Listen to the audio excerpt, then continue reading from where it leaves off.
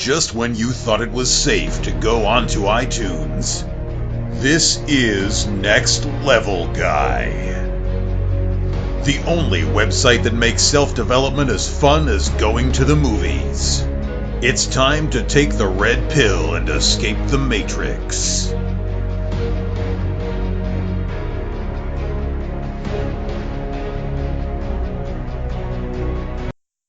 Hello and welcome to another episode of the Next Level Guy Show podcast with your host, Ian Dawson-Mackay. Next Level Guy is a men's interview, interest and improvement website where I interview the greats from all industries to help others better their lives. Listen to the experts in their respective fields being quizzed and learn something new. Listen, embrace, adapt, use and improve. Today's guest is Aubrey Marcus. He's the founder and CEO of ONNIT.com, a nutritional supplement and holistic health provider based on his philosophy of total human optimization. In this interview, we cover his awesome new book, his life philosophy, ONNIT, and how you can learn to own the day to own your life.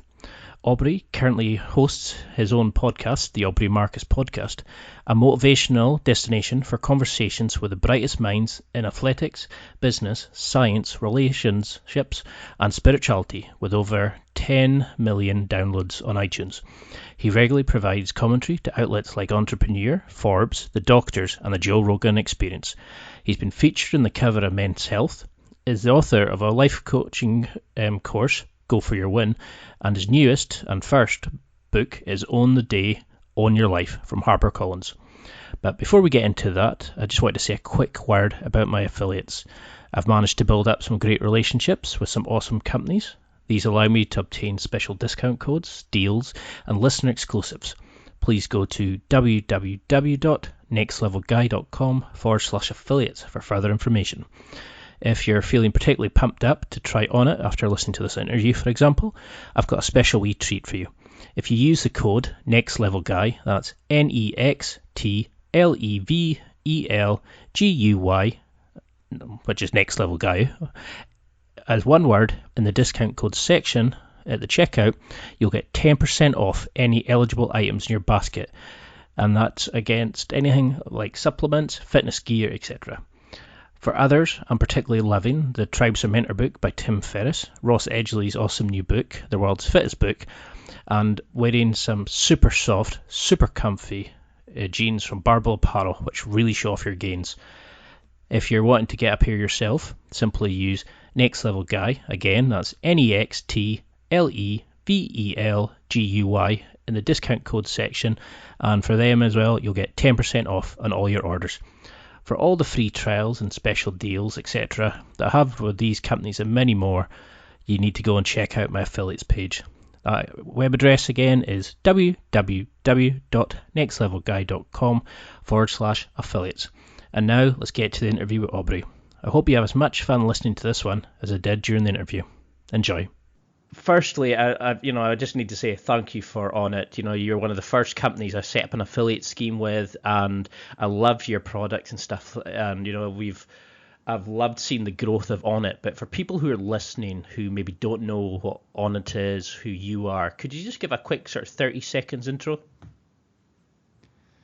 Well, ONNIT is about putting forward the tools to help support what we call human optimization, and that's just getting our mind and body into the best possible state that we can, and using things that are going to not have long-term costs but long-term benefits. So you don't want to borrow from tomorrow to pay for today and just worry about how you feel right now. You need things that are going to support you over the long term, and that's what a lot of our nutritional supplements and fitness programs and equipment and all the practices that we put out there, that's what they're designed to do.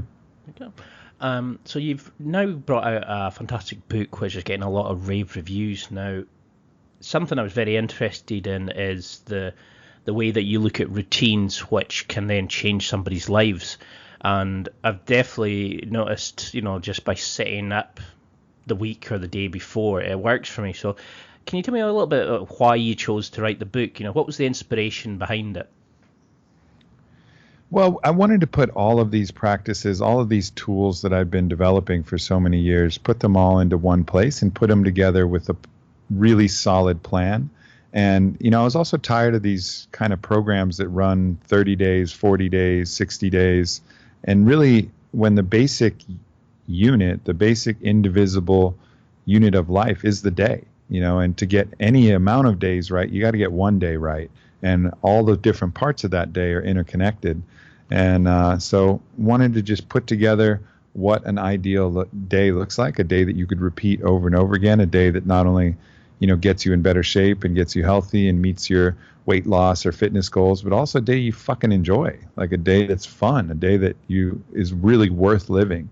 And, you know, I think that's something that not a lot of people have endeavored to do in the health and fitness side. They're all very myopically focused on getting jacked or getting skinny or whatever, get cleansing or whatever it is. And all that's great. But I think having that more well-rounded holistic approach and making it more about a lifestyle than a short-term crash diet was something that I wanted to put forward. Yeah, I mean, and you've done it a very in-depth book, but you've not kind of like thrown so much science out that people just go for the love of, you know, like I've read so many of these and got halfway through, and it's, you know, it's like you said, it's 30 days, 60 days, and they set it up into this massive goal, and people don't know what to do. They maybe get a couple of good days out of it, and then that's it. It just crashes and burns.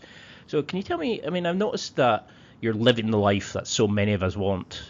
Can you tell me a little bit about your own personal transformation? You've mentioned that you were depressed, anxious, and that, you know, can you say like where that came from and how you found these kind of little tricks and life hacks that work so well? Well, it's hard to say that there's one source of that. You know, there's a lot of different sources. You know, it's not one dragon that you're slaying. It typically is many, and maybe it's many heads of the same dragon. Actually, if you really get down to the core, but a lot of it had to do with not feeling like I understood what my purpose was, and that I was really living my purpose and living the reason why I'm here. So that was one issue for sure. And then, you know, some of the other issues where I wasn't supporting my body in the right ways, you know, what I was eating. You know, I have a pretty sensitive constitution. So despite being able to perform at a high level, I require a high degree of stringency in my own kind of approach to how I live. And so just understanding my own physiological needs and how I was going to create the right output from the input that I was putting in, that was key. And then also just figuring out the right ways to think about things. And, you know, obviously I've been really open and public about my utilization of plant medicines to help me figure some of that out. But yeah, I think it's been a combination of all that, finding my purpose, living my purpose, you know, understanding myself in a deeper way, understanding how to look at problems, adopting a more stoic philosophy, and then supporting my body and mind and with the right kind of practices.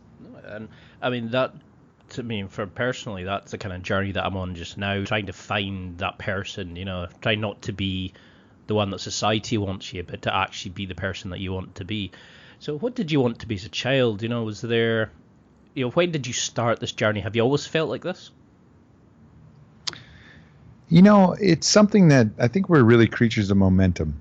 And I think when you start to have positive momentum, it's easy to continue that momentum. It's a lot easier. So I wasn't exactly like this when I was younger, but I had little instances and little glimpses of what it was like to push past resistance, to learn more about myself, to, you know, to see the results of hard work, all of these little traits that now have, you know, grown up into full man size, you know, definitely started as little smaller projects and smaller wins and smaller successes. And I think it's just accelerated because of that momentum as I've gotten older. Yeah, I mean, and I've had the people on the podcast like Mark Bell who have talked about their own awakening, you know, the thing that kind of got them into this. So what do you think, I mean, is there a universal definition of masculinity, of what men should be like? Or, you know, do you think that's what makes the world so beautiful, that we can do so many different things? You know, if I asked you, like, what is the definition of masculinity and what makes a good man, could you give an answer? I think I could, but there's caveats to that answer, because I think you do have to recognize that masculine is not tied to particularly necessarily tied to a gender. And both men and women can choose a masculine path and can choose. And that's why I would prefer masculine and feminine, those words over man and woman, because I've known many women who are more masculine than most men. And that's a fair, reasonable choice. And I've known some men who are more feminine than most women. And I think it's an acknowledgement of what these larger archetypes are. I think the masculine archetype is someone who's willing to go out and bring order to chaos, is really the defining characteristic. So wherever they find chaos, they try to bring order. It's that kind of one of the defining characteristics. And whether that means going to battle, or whether that means going and looking inside your own mind and heart and soul, or whether that means helping out someone who's been, underserved or disenfranchised, or that to me is what a man is a force for order. And a female, and the feminine side is more of a surrender, and more of a surrender understanding to whatever chaos, emotional forces, and also a creator, a birther. And so there's these different archetypes that I think we can more adhere to. But if you're going to be a man, I think you have to be willing to look in those messy, ugly places and look with truth, and look at yourself, and look at and be a force that, a force for order amidst the chaos. Oh, I love that. I've must have done about 45 episodes by the time this will be going live, and the number of people who have talked about the manly side of things, what men do, and you're the first person who's actually addressed the feminine side, the fact that women can have a masculine energy, and how it can play between the two. And it's a very interesting answer. I love that. So where do you think we go wrong? Is it that modern day men just don't know how to find their own path, and they don't have the awakening or the rite of passage that some of these tribes and that get? Have we just become, I don't know, sort of easy and lost because we've got so much comfort?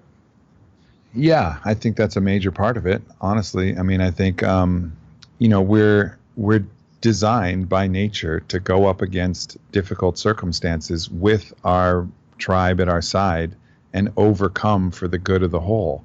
And that's really what we're built for. And when we have neither that sense of tribe, which is a reason to fight beyond yourself. So if we're missing the reason to fight beyond yourself because you don't really love anybody, that much, and we'll have these surrogates, like maybe a football club, or sometimes it's a country itself, but it's kind of like it comes and goes, like game day, you'll have that feeling, but does it really last all the time? And is it even healthy if it really lasts all the time? Or if Conor McGregor's fighting, maybe you get super patriotic, but are you really always that fired up about your government? Do you really love the people you see on the neighborhood? Maybe. And if so, awesome, because you're probably a really happy person if that's the case. But most of us feel pretty alone, and we don't have that sense of tribe. We don't have that reason, why we're fighting, and we don't know what we're fighting. We don't know how we can make a difference. We don't know how we can apply order to the chaos. What's our purpose? How am I here to be a man? How am I here to serve the greater good? And how can I prepare for that? How can I test myself? And, how do you know yourself unless you test yourself? So, I think that's why, I end up gravitating towards, people who've been in some kind of challenging occupation, whether that's a high-level sport or a high-level business, because in doing that, you have enough pressure that you get to learn about yourself. And if you don't know about yourself, it's going to be harder to, that's going to shine through. That kind of insecurity and that lack of knowing is going to be something that's going to be real easy for people to see. I love you have a fantastic podcast where you open up so many ideas. You've got all these products, ONNIT's grown into this sort of mega business. But what was the reason for the book? Why did you choose that media type to to get your message out there, where you have the podcast, you have your YouTube, your social media? You know, why did you go for the written word?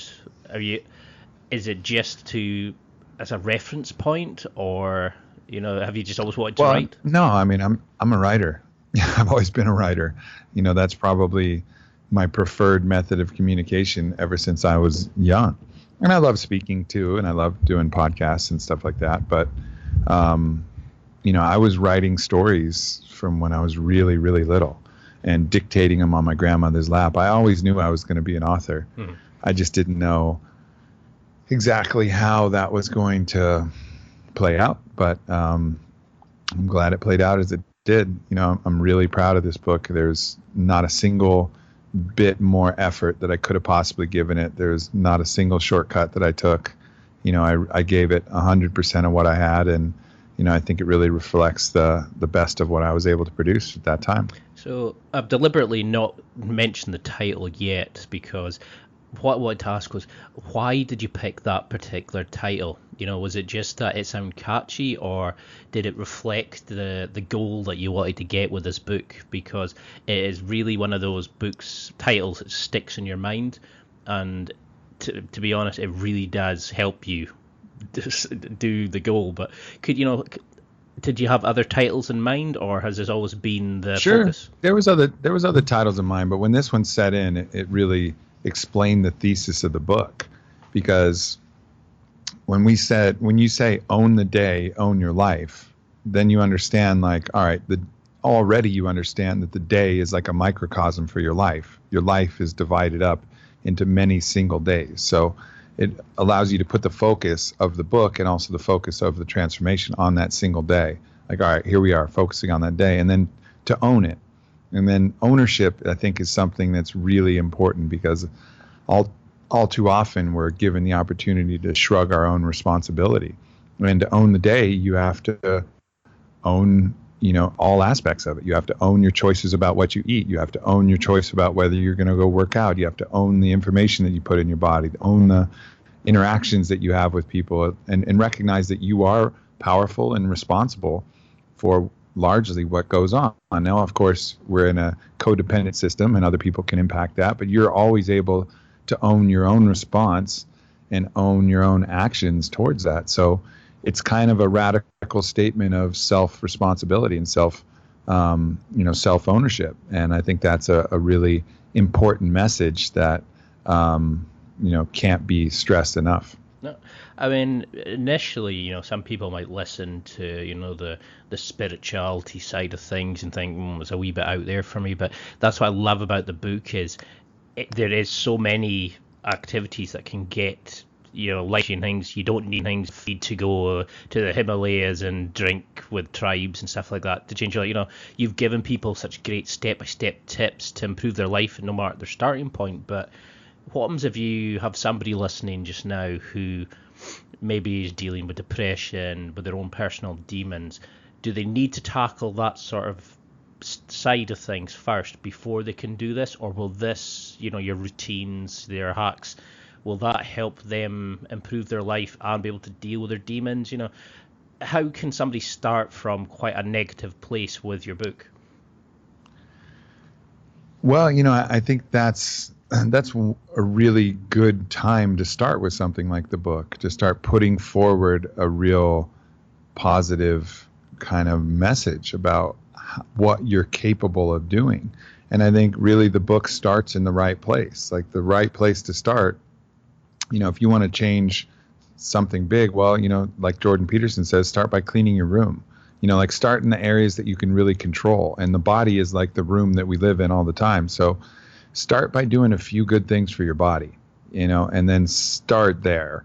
And then we can start working on the more complex psychological issues and the healing of trauma and some of these overriding factors. But if you're not doing the bare minimum, which is taking care of your body with hydration and light and movement and, you know, sleep and sex and all of the very basics, which are all the breathing, you know, all these free doctors that are available all the time. If we're not taking the minimum effective dose of all of that, then we're really not giving ourselves a chance. And so in that case, maybe we want to be depressed or we want to be anxious, because unless we're doing at least that, then we're not even giving ourselves a shot.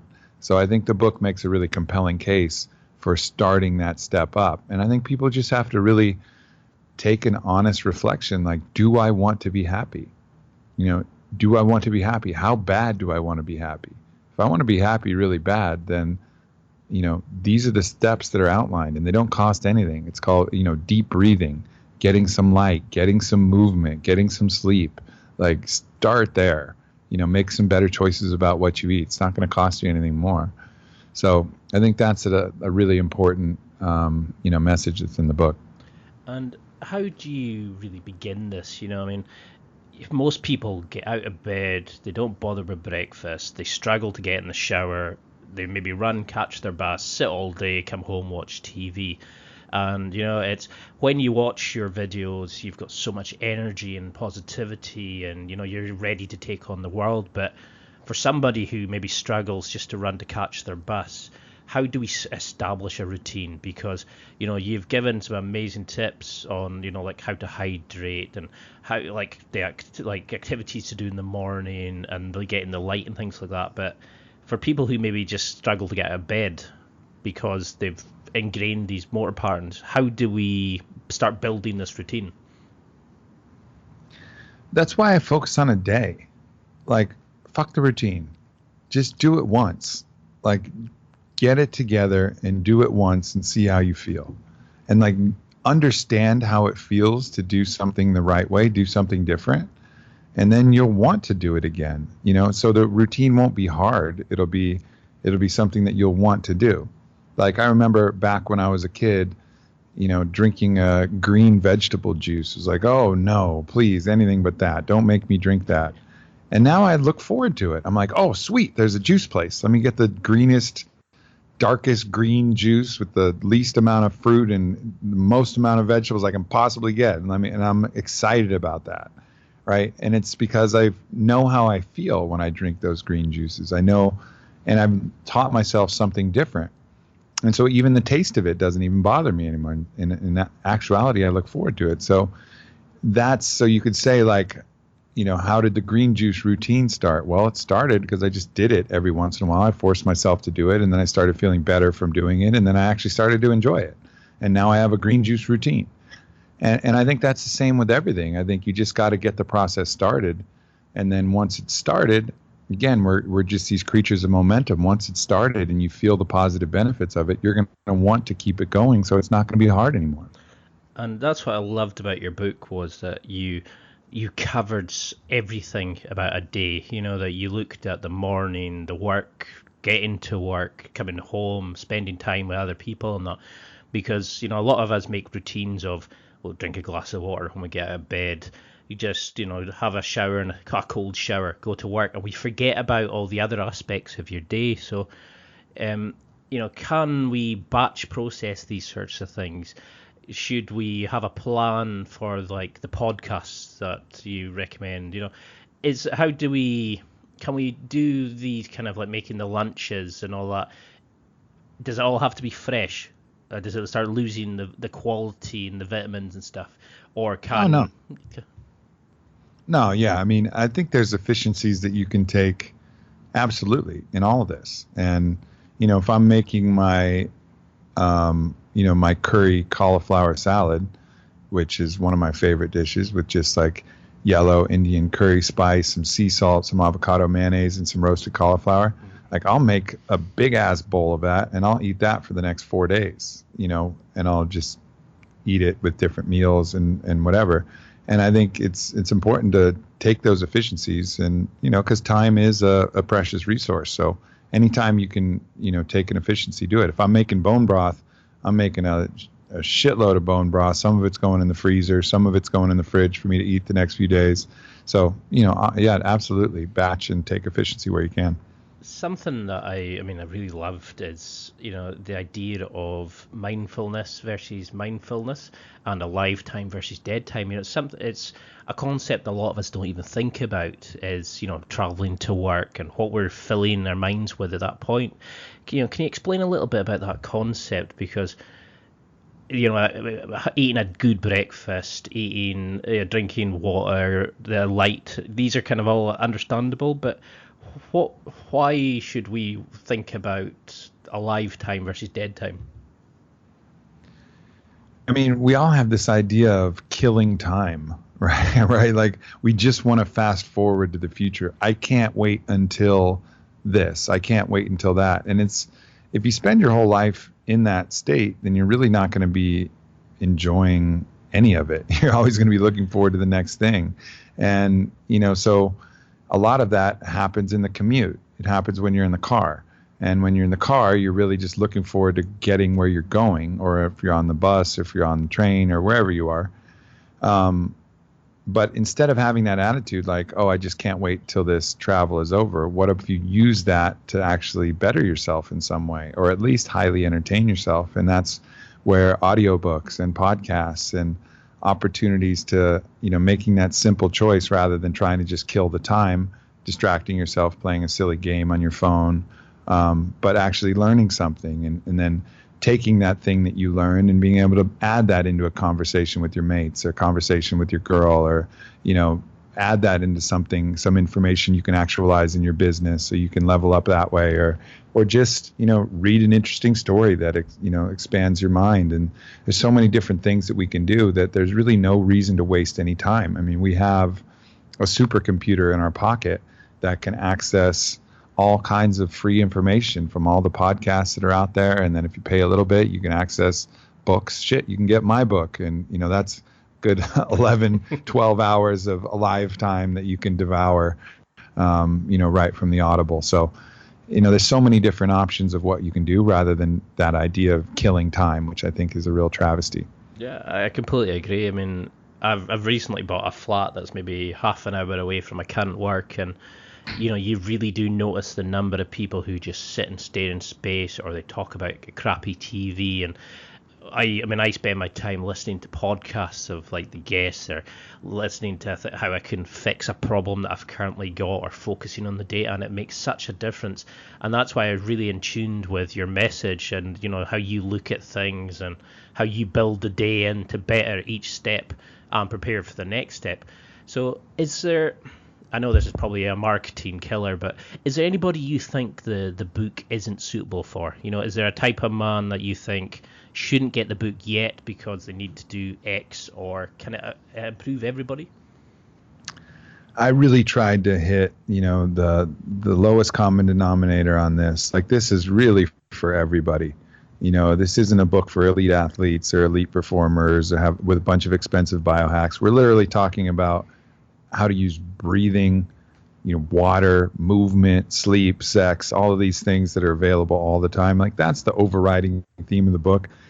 How to get yourself to do the thing that you should, but you don't want to do. Like, that's the main, important part of this book.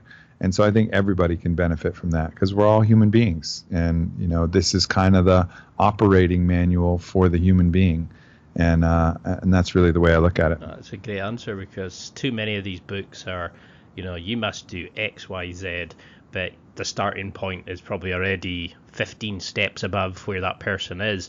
And, it's your book is very actionable regardless of where you are. Everybody can get a glass of water. Maybe they don't have like the sea salt straight away, but they can. There's always a starting point from it. So is there anything in the book that you wish you included? Are you already thinking of the follow-up book? Is there something that you'd like to focus on for the next time? Yeah, I pretty much know what I'm going to write about for my next book. So I have that kind of set up. The next book's going to be more involved in like a deeper psychological principles and understanding the self and understanding the mind and understanding the ego and understanding the tools and practices to help you navigate, probably the most treacherous water that any of us have to navigate, which is that gray space between our ears. Well, you've already got one customer me already, So I mean, see if you don't follow this routine, there's a lot to this routine, but what happens if you don't follow it? Do you feel sluggish? Do you just feel a slight blip? or do you just say, okay, I'll reset and start again? Are you so used to this now that you just do it automatic? Is it just a case of building the muscle memory, or like what happens if we miss a day? Is it not a big deal, or? No, not a big deal, because this is cumulative. Each day is judged on its own accord. It's not like you have to string a bunch of them together. Like, it can start in the middle of the day. It can start in the middle of your meal. It can start as you're halfway through that piece of cake and you decide not to eat the rest of the cake. Like, that's owning that moment. Anything in the past or anything in the future doesn't exist. Like, what happens now is happening now. And I think that's a really important thing for everybody to remember. Like, it doesn't matter what's gotten you to this point or where you're going. Like, you have the choice right now in front of you, and you could literally have that bite of, cake on your fork and about to go in your mouth right now, and literally put that down right now, and you're owning that choice for that moment. You know what I mean? And that's great. That's the best you can do right now. And as long as you're doing the best you can do right now, awesome. So how can we do that? Like, if we've maybe got like poor will, sort of poor willpower, how can we build accountability? Like, how should you speak to your bosses or to your friends to help us motivate our partners? Because you've got a great partner, you've got your dog that you play with. Like, how can we set these up so that they're supportive, they help us when we're thinking, no, I just won't bother doing that? Is it a way that we can involve them into it as well, or? Yeah, for sure. And I think, it's like a workout buddy. Like, you go to the gym by yourself, you're going to be way less likely to get a good workout than if you go there with somebody else, and that person can hold you accountable. And you can do that with everything. You can do that with communication standards, like, encourage your partner, whoever you're with, to call you out if you're not present, if your mind is wandering, and if you're not, be like, hey, what's up? What can we do? How can we get this stuff off your chest and off your mind? And so in every aspect, whether that's making that morning cocktail in the morning and making it for two instead of for one, or going to the gym, or communicating, or all of that, the more you can bring other people in, the better. So, this book is great. I've already seen there's a lot of good reviews from people on, who are saying, oh, I've tried X, but this actually works for me. But how do we work on other things at the same time?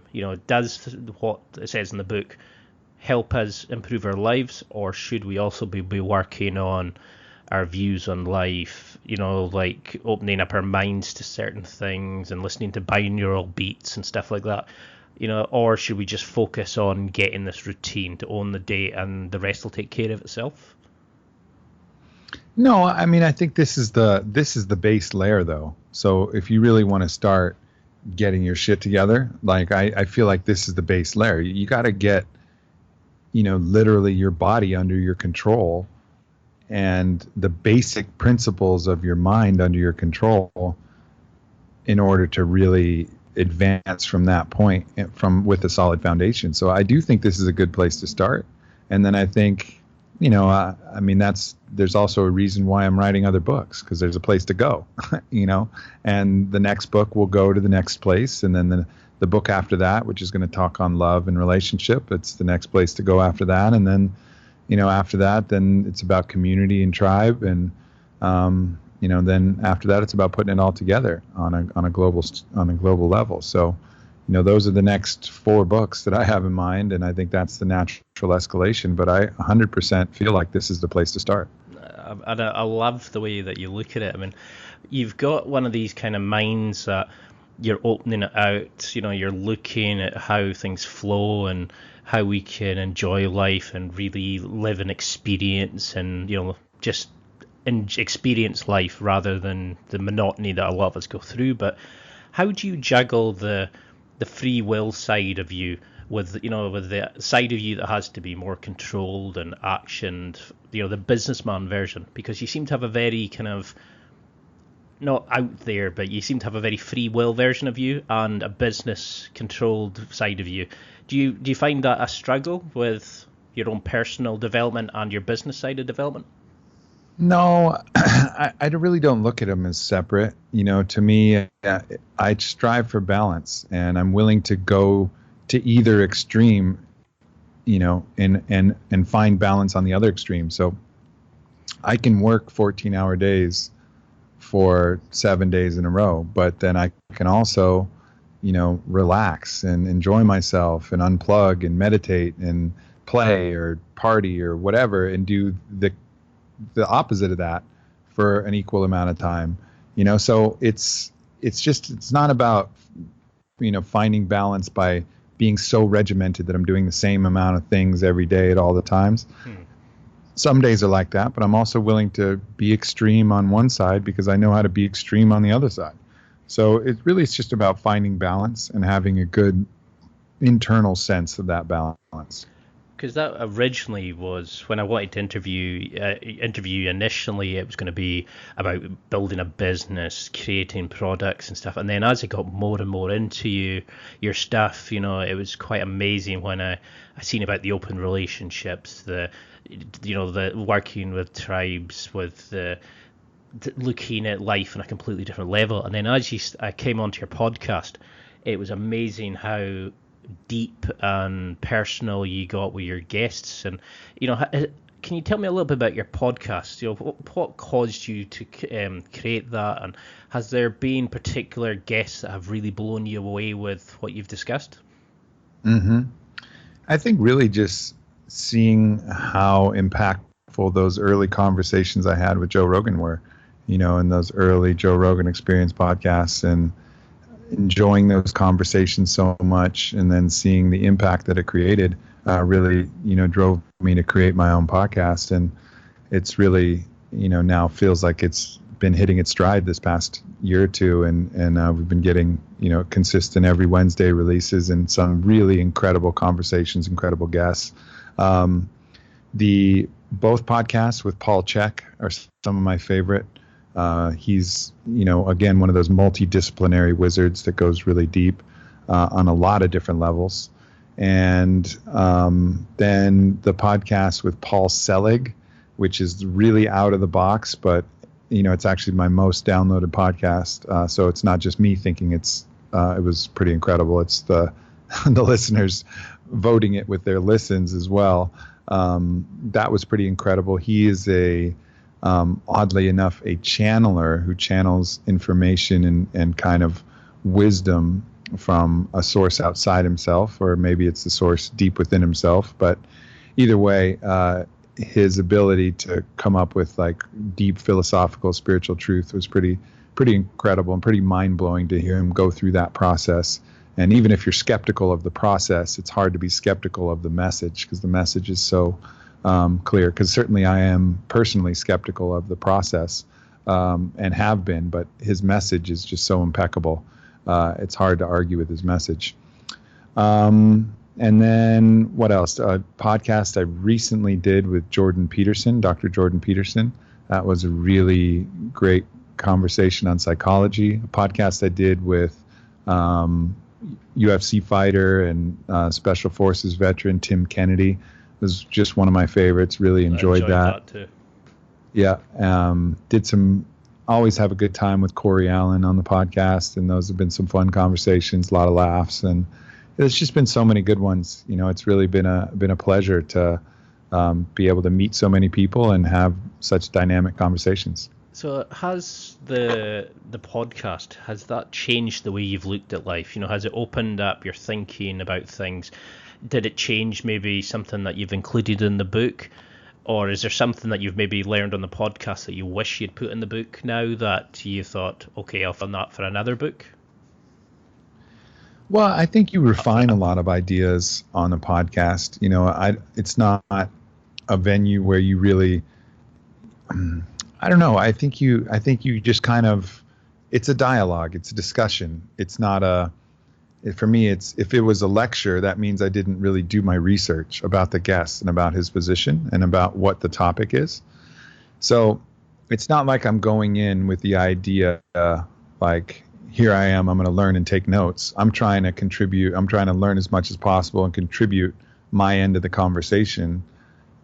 and advance the conversation farther than it had gone before. And that's kind of my attitude with it. And I think other podcasts are a little different.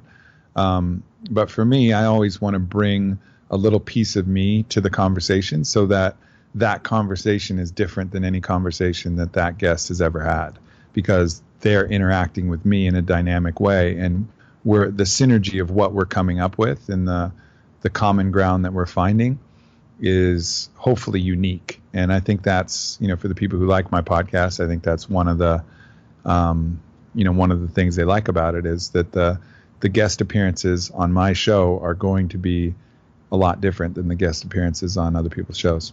No, that's something I loved about your podcast was you talk about stuff that a lot of other podcasts either don't go to that level, or they'll maybe focus on such a small area, where yours is quite wide. I mean, because part of the reason I set up this podcast was I wanted to ask questions that they just never covered enough on other podcasts, or they maybe shied away. But you were talking about people, about their addiction, how to deal with your demons, and you were very frank about your own anger, your own issues of jealousy and things like that. Something I did really enjoy, I'm not trying to remember which one it was, your show recently was about forgiveness and forgiving ourselves and forgiving others.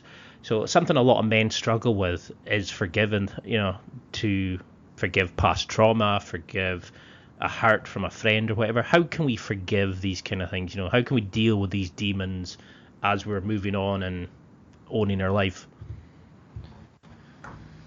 Well, I think the demons, really they're demons because we have so much guilt or shame or fear are surrounding them. And then when we actually recognize that it's just a part of being human, that we have this stuff, this is universal, and whatever you're going through, somebody else is going through, whatever dark impulses and ideas that have gone through your head at some point that you're ashamed of or scared of, it's just part of being a human, being a part of the human race.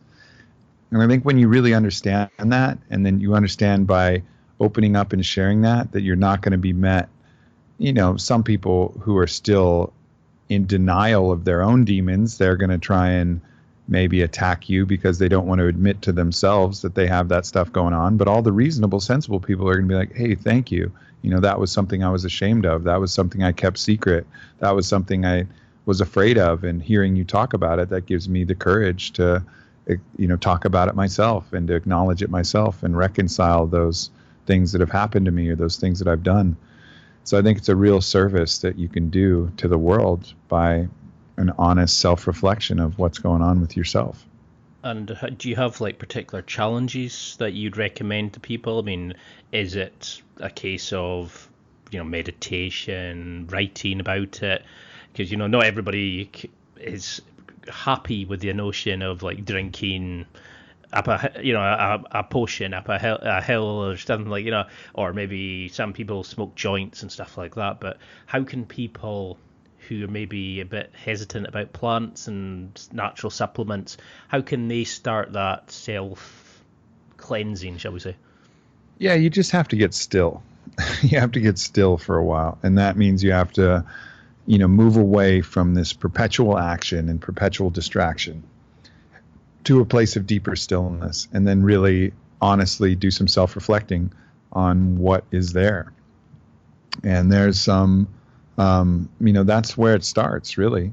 And then once you start to understand that, then I think you can move on from there. But the key thing is to get still. Now, how do you get still? Well, that could be spending some time in nature, going on, packing a tent and going out and camping somewhere, or traveling by yourself where you don't know anybody, putting your phone away, going, even if it's just for a couple hours, going for a walk where you leave your phone at home. Find ways that you can really unplug from this constant information machine that we're plugged into and start to get to know your true self, the self that rests in the stillness, and start to be able to tap in and listen to that voice a little bit better. So how do we know then if the voice and the thoughts and the goals and stuff like that, how do we know if that's authentic, or is that the ego pretending to be this newer version of ourselves? How do we know when it's really as that we're dealing with? Well, it's, I think there's a couple signs, like it depends on what the motivation is. And if the motivation comes from a place of love, then it's probably coming from the right source. Now, if it comes from a place of lust or desire or fear, then it's probably coming from a different aspect. Maybe it's coming from that deep primal animalistic side of you, or maybe it's coming from, your ego, particularly if it's fear-based, but if it's coming from genuine love and that place, then that's probably where you could probably have a good idea where the source of that is, and that's probably your best self. So something that maybe a lot of people listening are going to be into this sort of self-development. They want to own their life. They want to get better. They want to develop the routines for their days. But I think it's bad if we just hold all that energy to ourselves and we don't benefit our partners, our friends and stuff. So something I really liked about your material was that you went deeper down and discussed the stuff that maybe made people vulnerable, that showed their weaknesses and stuff like that. So how do we get past that superficial bullshit, basically? That, oh, do you want to go to the pub? Yeah, let's go. How can we open up and be vulnerable and real and build intimate relationships with our friends, family, partners, that sort of thing? You want to dance, you want to dance with a partner, you got to lead the dance. First, you got to ask them to dance, and then you got to start moving your feet. So you want to open, vulnerable conversation, then go first. You want someone to apologize to you, apologize to them first, because we're all partly at fault. We're all have our own stuff. So, you lead by example, just start doing it. And then, once you get to that place of open communication, then do things together that challenge you. Do a challenging workout together, do a challenging trip together, do anything that will provide external pressure that will reveal, deeper levels of internal, cooperation and internal cohesion. And you seem to have a great partner. And when I was watching your video series on YouTube about the book, everybody seemed happy to be there, and every time you see somebody else who's talked about being at ONNIT, they've said about how great the vibe is and how everybody works together. So how have you built that kind of, how have you transitioned from yourself to being a leader and building your business and making your workforce have a great time and, build a collective unit rather than individual workers? Yeah, I think you focus on yourself, and you focus on getting your vibe right. I think a lot of times people focus on, how am I going to build this company culture? Well, I've built myself, and then the culture has formed around vibrational accord with who I am, and then who I've hired, the vibrational accord around them, and who they've hired. So again, it comes back to creating the momentum. But even though you might be aiming at heaven, you got to start at home. And so start with doing the work yourself. Start to getting yourself in a place where you're happy with yourself, and then other people will be happy around you as well. I love that your outlook on life, the positivity and the way it's always about improving it and making it better and taking it to that next level. I try to avoid that sort of pun. But how do you go about with ONNIT? Do you create the products that you want to see? Is this from your own discovery, your own personal development that you think, that would be an avenue to go into? Or have you got a plan for ONNIT and the supplements and the evolution that you want to take the company? Or is it more as you develop life, you're developing ONNIT? It's a little combination of all those things. I mean, sometimes I discover a product that's pretty interesting that I think could be improved in a certain way, that someone's trying to get it right, but they haven't quite nailed it yet. Sometimes it's a need that I see that isn't out there at all, something that hasn't been created, period. Sometimes it's, research or information that's brought to us by one of our doctors or one of our scientists or researchers. It can come a variety of different ways, but it's just, a lot of it is, this is stuff that I would really use myself. And I have just a deep faith and reliance in the fact that anything that would be good for me would be good for somebody else, because anything that's good for somebody else is probably good for me. There's more similarities than differences between human beings.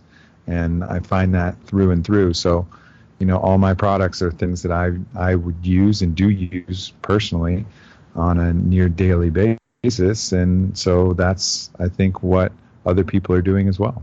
I love that kind of look in life. I mean, can you go into a little bit about, like, how did you go about the science aspect of this book? Because there's a lot of science to back up what you're saying. It's not just, oh, this is what I think, so this is true. Were these people that you've worked with during ONNIT? What was there a scientific, somebody you brought in and you discussed where you were going and they helped you set up the, how you were analyzing it? Or have you put out your beliefs and just let people kind of comment on them?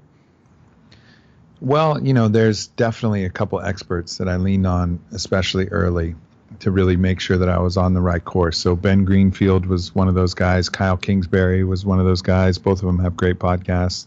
And then we have an internal researcher, Dr. Vince Kripke. He was helpful. But basically, so we got it kind of close, with the structure. And then from there, it was just scouring the research articles, going to PubMed and looking for all the data. We have over 300 clinical and academic references, and every point that I made, I wanted to make sure that the science backed it up. And, it was interesting through the process. There was some beliefs, commonly held beliefs that I had that I found out just didn't have the scientific backing. And so, that educated me further on my own belief system and kind of refined my own understanding. And so that was positive and beneficial. And what survived in that book is just the stuff that I'm absolutely unequivocally confident of. Yeah, and that's the way I liked the book. I mean, some of the books you read, the science overwhelms you. It takes away from the message because you're trying to figure it out, and it maybe clouds the message, where you've kind of kept a healthy balance of explaining it and the science, and it reads well. As you've got, I don't want to say you've got pictures, but you've written it in a way that it kind of it's easy to absorb if you're maybe not the best reader, if you're maybe not taking it in as well, but you can also understand it on the deeper level. So something I really liked, was about your content. You were talking about how we can stop being so hard on ourselves, how we can stop comparing ourselves to others. That's something I really struggle with, is competing about somebody who's maybe better at Brazilian Jiu-Jitsu than me, somebody who's maybe got a better podcast. We all compare ourselves to maybe the guy down the street, the guy with a better car. Have you got any tips on how we can let that go and focus on our own journey? Because you mentioned there about focus on our own journey. How can we stop the jealousy, stop the comparisons, and actually just live our own path? I know it's quite a question, but... Well, I think you just got to look at, does it work? Does it make you feel better? It's funny. We're funny creatures, human beings, because we'll continue to do something that doesn't work and doesn't make us feel better. Like, it's one thing to look at somebody who's doing something well and be inspired. And if that feeling, makes you feel good, then keep doing it. But if you're looking and you're comparing, you're feeling that sour feeling, well, then why? Why are you feeling that sour feeling? And then if you continue to feel that sour feeling, why do you continue to do it? And I think it's just taking radical ownership of what we feel and what we perceive and what we look at, because there's certainly enough room for there to be a bunch of incredible podcasts. Somebody else's good podcast doesn't take away from your podcast, and you're only responsible for your own work and your own best anyways. And I think so the second part of that is just a radical reliance on just doing your best. It's one of Don Miguel Ruiz's 4 agreements. Like, just do your best. And that's all we're ever really responsible for. And we're not responsible for the result of our best. We're just responsible for our best. So, I think it's a combination of taking radical ownership of what we feel and what we're perceiving and what kind of things we're doing, and then also just a deep reliance on doing our best and knowing that there's nothing more that we can do. I mean, something that I would like to think from my own personal podcast is somebody who's listening could, obviously help themselves, but they could also help teach their children or their nephew or whatever. I mean, I've only got nephews at the moment, and I'd love to know that they maybe listened to something on one of these shows and thought, oh, and they've changed their lives. So have you got any tips to people who are maybe, young children or just new fathers? How can they make sure they're passing on these kind of teachings to their kids? How can they raise them to be more like you, and not deal with the modern day BS that a lot of us sadly are inflicted by? Yeah, easy. This is an easy one. Stop focusing on what you're teaching your kids and start focusing on what you're showing your kids. Like, kids are way better mimickers than they are learners in the traditional sense. So if you want your kids to be, to be better, then be better yourself. Like, do the things, be the things. You want your kids to meditate? Then meditate and come out and have them see you do it and have them experience the new mind state that you get in when you're done. You want your kids to work hard in the gym, then show them yourself working hard in the gym and how that makes you feel. You want your kids to have a good work ethic? Well, show them a good work ethic. You want them to have a good relationship? Show them a good relationship. Show them love. If you want them to have love, like, it's really easy. It's not that hard. So, kids will follow what they see. And that's, I think, the most important thing to learn is to just really, it always starts with you. It starts with getting yourself right.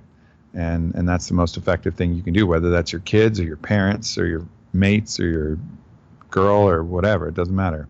I love that. It's be the change you want in the world rather than looking for it. If you want, it's like you mentioned earlier, you want to have that kind of conversations with your friends, start it. You want to have that kind of relationship, you have to be the one that's willing to step up to do it, to open up that avenue for other people.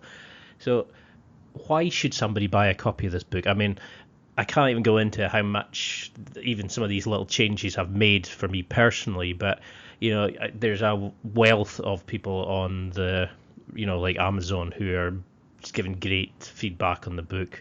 But if somebody here's thinking, okay, I'm going to check this out, why should they do it? Like, how do you think it's going to change their life?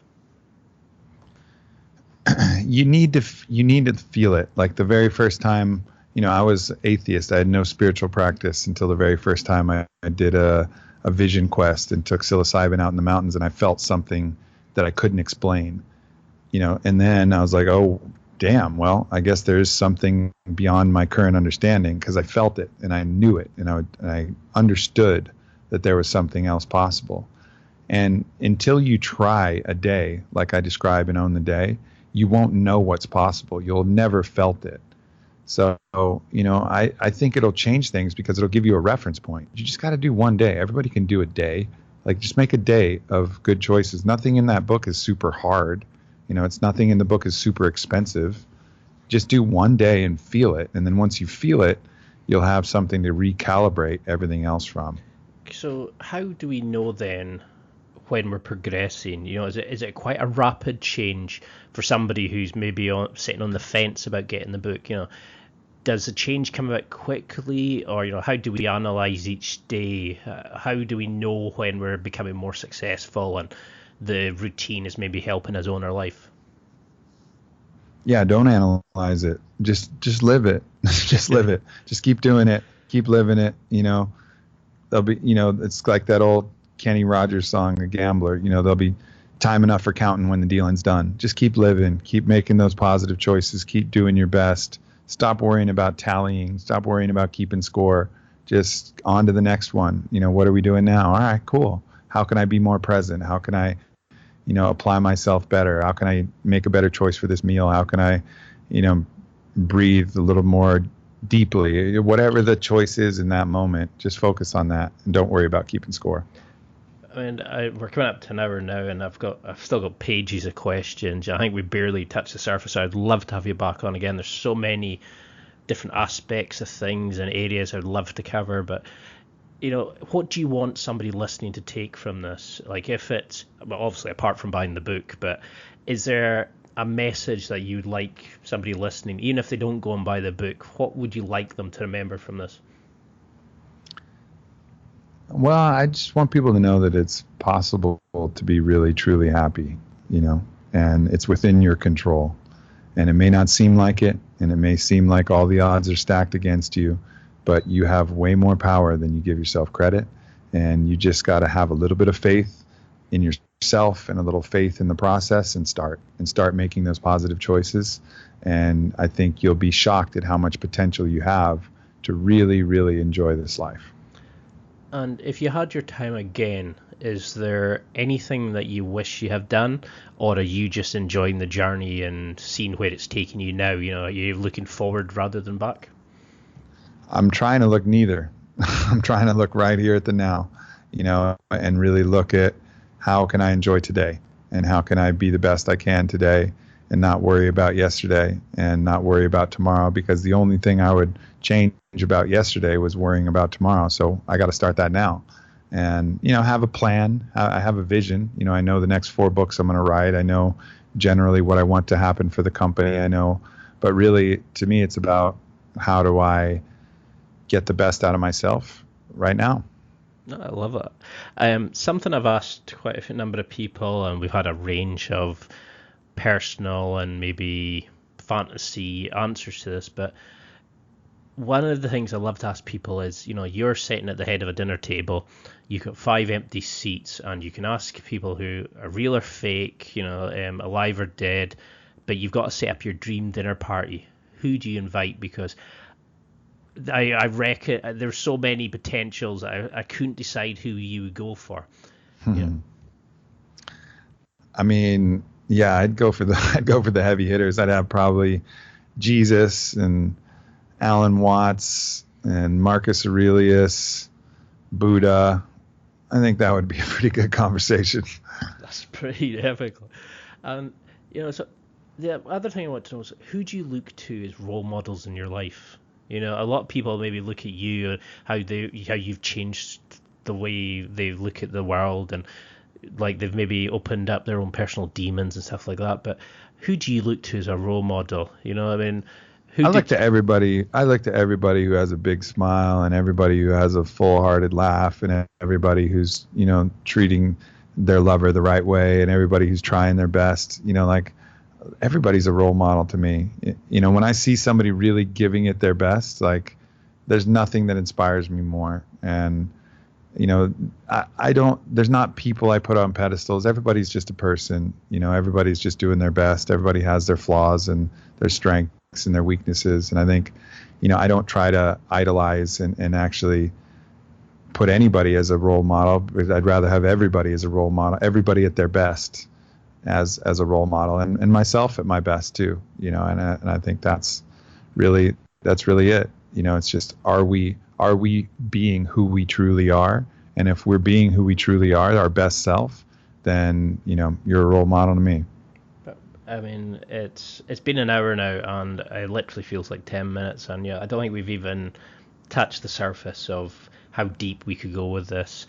But one of the final questions I have is, what's an unusual fact about yourself? You're very open, you're very kind of like, you show the world the true version of yourself, but is there an unusual fact about yourself that you think people will be really surprised to hear? Well, there's the fact that I'm literally about to pee my pants at this very moment. I'm looking at this half-filled smoothie cup that I have and thinking, am I going to have to pee in the smoothie cup at this very moment, or will I make it to the bathroom? You could be the change you want.